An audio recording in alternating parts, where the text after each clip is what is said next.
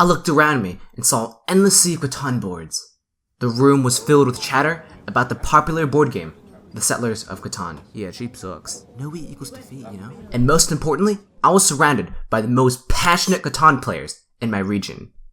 And my goal was to beat every single one of them. Hi, I'm Dylighted, a top 25 online Catan player and a US regional champion.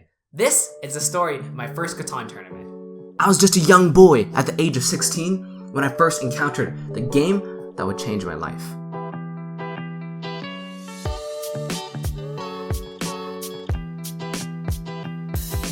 Like many, I was introduced to Catan through friends and family. It was an easy and simple game to learn, yet it was so fun. Fast forward a few years. During my last year of high school, my group of friends brought out Catan. I remember getting crushed and losing horribly. The more and more my friends brought out Catan, the more competitive the games got. That's when I started to improve and became a tryhard. I scoured the internet for every piece of information on Catan. I looked up all the Catan strategy guides. I went to the 10th page of Google. I watched every single Catan strategy video that was out there on YouTube. I would even stalk people's Reddit accounts that posted Catan strategy. All this research did pay off though. I was starting to beat my friends more and more. And soon, I was always winning.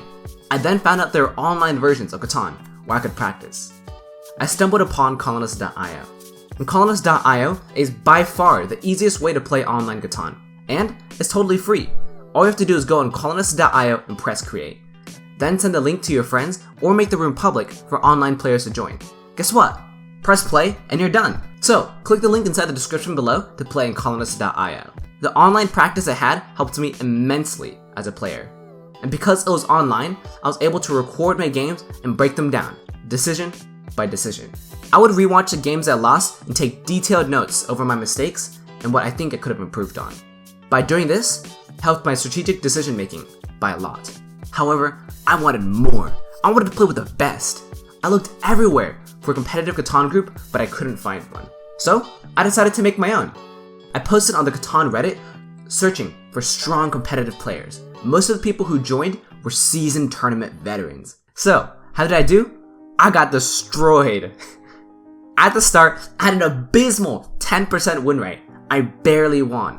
Even though my decision making had improved quite a bit from studying online, I had no competitive experience with the social element in Catan. I got table talked left and right and manipulated in most of my games and was getting scammed for all my trades. I knew at the time I sucked compared to these tournament veterans, but I was here to improve. I was obsessed with Catan. Every match I lost was another sign that there was so much more to learn. I was tired of losing to table talk and bad decisions. So in addition to recording my games, I recorded the audio, my opponent's audio. I did this so I could listen in on my opponent's table talk and study it. So study it, I did. I recorded the games I played with the best table talkers I could find in the group.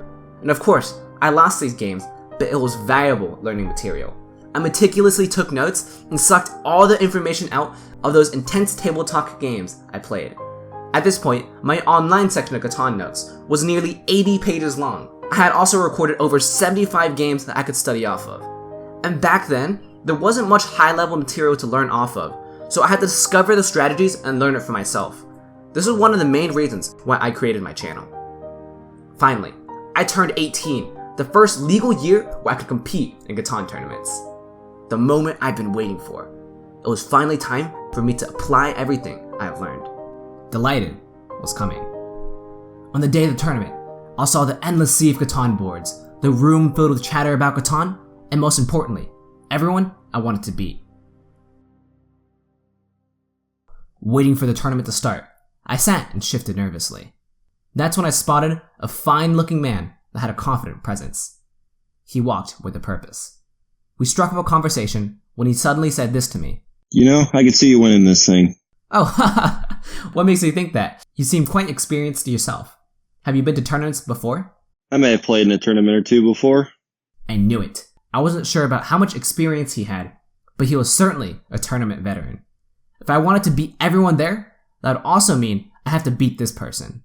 And little did I know, I was meeting Hawkeye, a top 200 online Catan player who had been to the USA Nationals before. Alright everyone, round 1 is going to start. Go to your assigned tables and meet your opponents there. Good luck. It was time. When I got to my table, I saw my 2 other opponents, an experienced dad and a beginner. I greeted them and asked, "Where's the 4th player?" The experienced dad said, "There is no 4th player. This is a 3-player table." In my head, what? We're playing a 3-player game? All the practice and preparation I've done was in a 4-player setting. 4-player games are the typical tournament standard, but sometimes a 3-player game is necessary if there is an odd number of people. I was caught completely off guard. I had little to no experience with competitive 3-player games.